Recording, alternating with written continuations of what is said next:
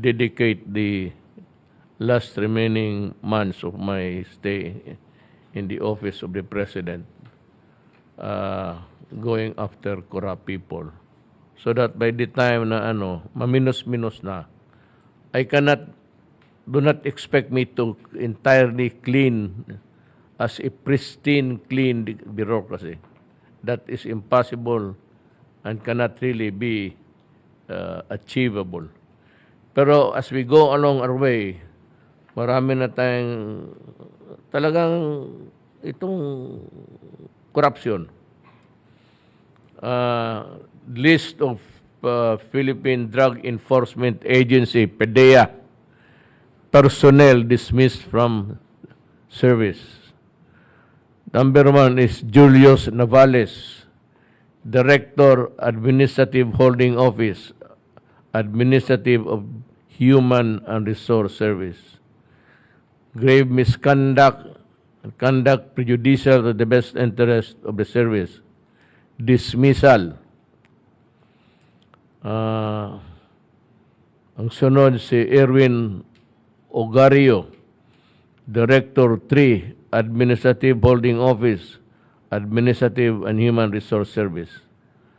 Grave misconduct for facilitating the release of a drug suspect and for not including 500 pieces of ecstasy in the inventory of the seized document or evidence. Ang sunod, Sherwin Herbert Manuel, Intelligence 4, grave misconduct, prejudicial to the best interest of the service, for facilitating the release of a drug suspect and for not including 500 pieces of ecstasy in the inventory of the seized evidence. Putulin ko muna dito. Alam ba ninyo kung bakit? Do you really know na hindi naman lahat. Nare-release sa police, minsan na na-dismiss doon sa fiscal's office, o minsan mismo sa korte. Alam mo, ang naglalaro dito, alam mo pera. I'm not saying that all of them. As a matter of fact, it would be safe to say na kukunti lang yan sila. Very few, but then they destroy the integrity of government itself. No, itong mga facilitating a drug suspect, hindi naman abogado itong putang ina. Hindi ka investigador. And you facilitate the release, it could only mean money. That is why basta may pera at saka yung nadispal ko, dapat talaga must be dismissed. Itong isa kasi, si Manuel, 1 year without pay. Pagdating sa Civil Service Commission, sabi ng Civil Service, paalisin mo yan.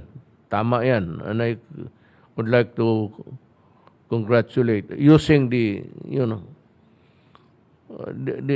it's just common sense. If you are there, bakit kita i-suspend putang? If you are bribing or you are in the take that you can be bribed, you should not be there in the service at all. Hindi ako pwede magsabi niyang i-suspend lang kasi gagawa ito ng gagawa sa those policemen, PNP, na ang mga kasalanan itong related sa drugs, pati itong pera, malversation. There's only one penalty there. They should not be in government. They should be out in the streets. Ngayon, alam ko wala itong mga trabaho.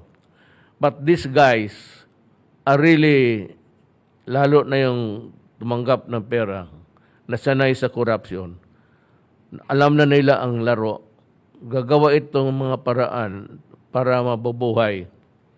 And the easiest way to earn money is to practice the trade of bribery and in the releases at alam na kung paano sinong lapitan. I'm just warning you. Basta itong grave misconduct, hindi ko, ang isa lang, pagdating doon, I will, if it's just, wag na kalimutan na ninyo, basta yung droga, tsaka bribery, kalimutan na ninyo yung suspension. Hindi ako maniwala dyan, paalisin kita. You know, lahat ng administrative cases sa Justice Department, sa Executive Department of Government, Executive, Judicial, pati Legislative. Dito ka sa akin. I am the last sa matumbok mo ako. Ang utos ko ngayon ito sa PAC is paalisin ito lahat. Yung lahat na ng suspended, i-modify ninyo. Hindi na maniwala yung may finality sa final and executory. Umalis kayo. Wala akong pakialam. Magdemanda ka. Kasi mo sabihin mo, tapos ka na hearing na yung kaso mo at iyan lang ang penalty mo, 1 year suspension. Sabihin ko sa iyo, that's bullshit. You get out. Demanda ka. Mili ka kung saan ka gustong opisina magdemanda. Itong si Regan Silverio, Intelligence Officer, grave misconduct for extortion. Alam mo, basta may regulation, tandaan ninyo ito, taong bayan. Basta may regulation, if there is somebody given to regulate, to deny or approve or do something that would make it easy for him or easy for him to make money and to secure the release of suspected. Kasi kung hindi naman totoo, bakit magbayad? Huwag mo sabihin magpakulong kayo ng mga inosenteng tao. Kaya magsabi ka lang, drug lord, tapos patayin mo. Malaman ko na malaman. Ikaw na lang ipapatay ko rin. Sama kayo sa impyerno. Malaman ko ng malaman. Totoo lang.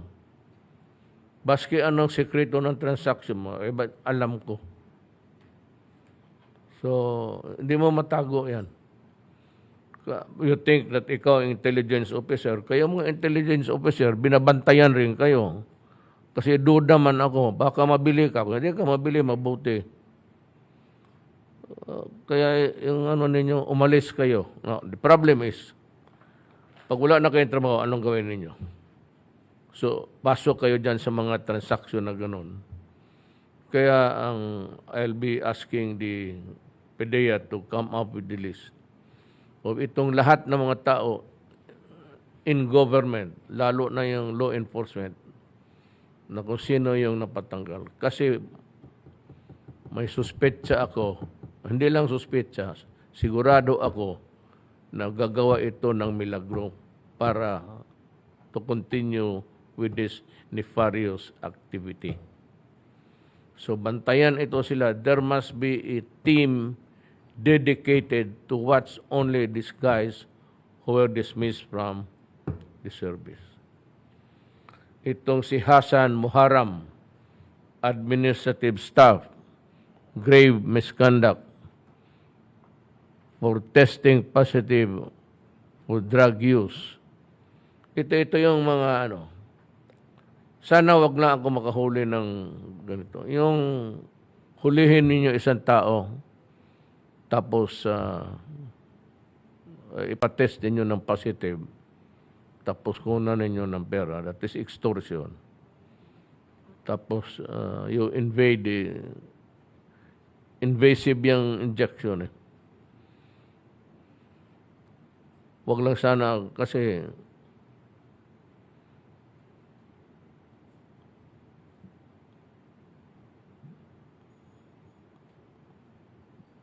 pag napaalis na kayo, bago kayo palisin, sabihin ko kay ano, sa PDEA na dalhin ka muna sa akin. Pabaonan kita ng, gusto ko martilyo eh. Ano, ginagawa ko martilyo minsan. Kasi kung martilyuhin mo yung kamay, magagano na, hindi na totoo, martilyo. Hindi yung bilog, yung nakaganon. Lahat ng minartilyo ko sa buhay ko, lahat totoo. Si Delpin Lorenzana, alam niya, he was assigned in the lahat minartilyo ko na mababait na ngayon. Kasi magsabi, ano ka? Ito, Mayor, bigyan mo lang ako pang bigas. Sabi ko, magandang buhay ka, nagliletse ka. Pabilihan mo ako ng martilyo na maganda. Papadala ko dito. Totoo. Magdemanda yan, di demanda. Human rights, idagdag mo yan doon sa idagdag mo yan doon sa itong human rights na itong komisyon. Nasabi naman yung places, tapos na.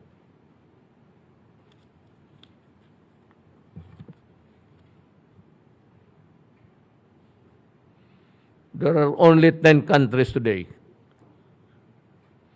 In fact, 75% of all vaccination, 75% ng lahat ng bakuna nakuha ng 10 countries, 10 lang.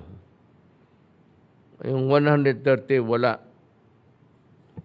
So, maghintay tayo at sana, hindi naman ako I'm not trying to, I said, pontificate here. In the meantime, you just better follow government at liwasan yung mask. It can save you a lot of trouble and expense. Simple lang ito. Sa bagay yung mga hold upper, hindi na masyado mahirapan, sanay na mga animal na ganito. Ito lang. Tapos, wag naman yung gamitin ninyo, kita ko daan yung ninyo, nagsasalita ganun. Wala na. Na-inhale. Papasok sa hinga mo yung iba naman, ganun na. Ay, buhay. The problem is ito ganito. How do you solve the problem? Well, I leave it to the local chief executive, governor, mayor, barangay captain. Yung mga tao na walang-wala talaga. Hindi makabili nito, kabilihin mo to. Yung ibang wala nga pagkain, hindi ka makabili ng ulam. The provincial government and the municipal governments and the city governments, I require you to buy and give it for free. Kung ayaw ninyong gawin yan, ako ang magdala ng bakuna doon sa lugar ninyo. I will go to the city hall at ibigay ko yung ayaw mo magbili, ako ang mag-deliver. Ibigay mo sa mga tao. Ayaw mong gumastos, ako ang gagastos. So I hope that does not really happen. I hate to be pugnacious about it. Kipag-away ka dyan. Sana magkaintindihan na lang tayo na itong problema atin lahat. So, ilang how many countries? Ilan pa lang ang meron? Again, 75%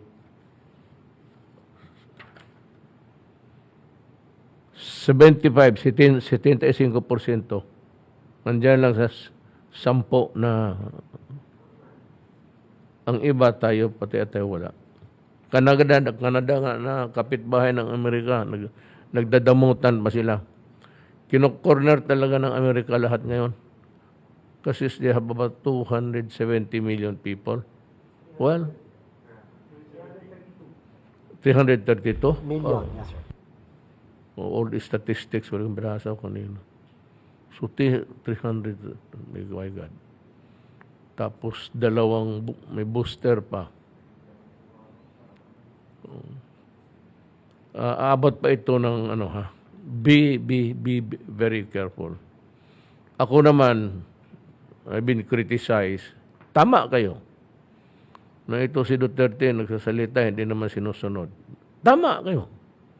Na hindi naman nagmamask. Tama kayo. Hindi ako hold upper na sanay magsalita nitong kaya tinatanggal ko. Now, I run the risk of baka ako dali rin. May vice president man. Siya na ang susunod. Wala tayong magawa. I cannot, even in the provinces, even when I was in Bicol yesterday. We distributed the financial tulong sa mga tao na tinamaan. I had a talk with the governor.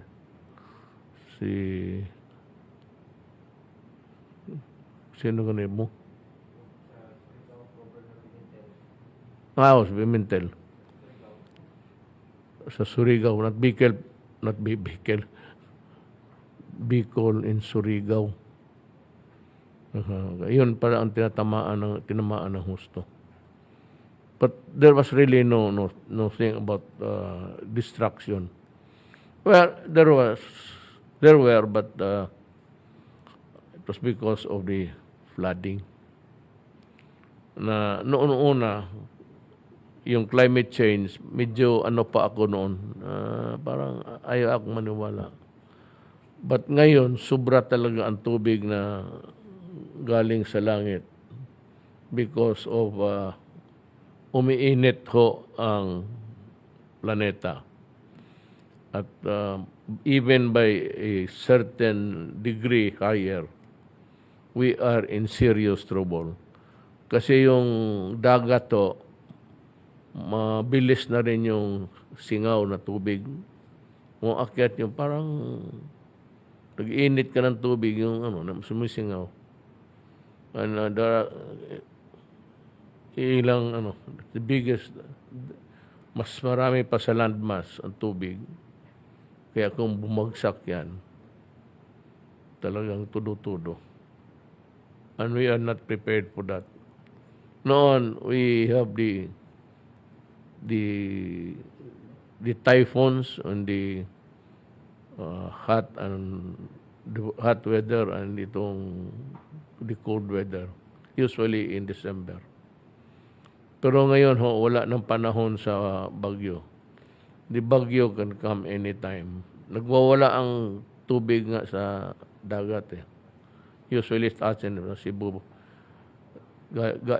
galing Pacific, it hits Cebu, Leyte, Bicol, yung nasa malapit sa Ang Mindanao, ano ba yung pangalan ng typhoon? Auring? Unang sa nag-plot yung mga taga Pag-asa, ang ka-level niya sa Mindanao. Tapos maya hinintay niya ng ilang oras, umakyat na, kaya tinamaan yung Surigao. Tapos papunta na sa nag-coastline lang siya. Ang Mindanao was spared. Davao was spared.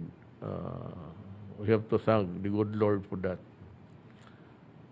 So many things really coming our way, problems. But if you want to have an advice, if you're ready to get one, there is only one thing really that can save this planet. It's God. Maybe we should pray more. Whatever the God, ako, I have my own God. Of course, it's the same God with everybody. Yung God ng Moro, ng Muslim. Assalamualaikum sa inyo.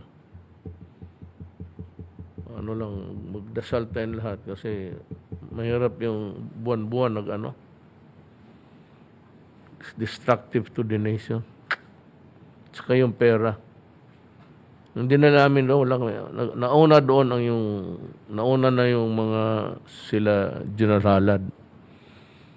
Ang dinala ko na lang kahapon, talk to Governor Pimentel, yung monetary tulong.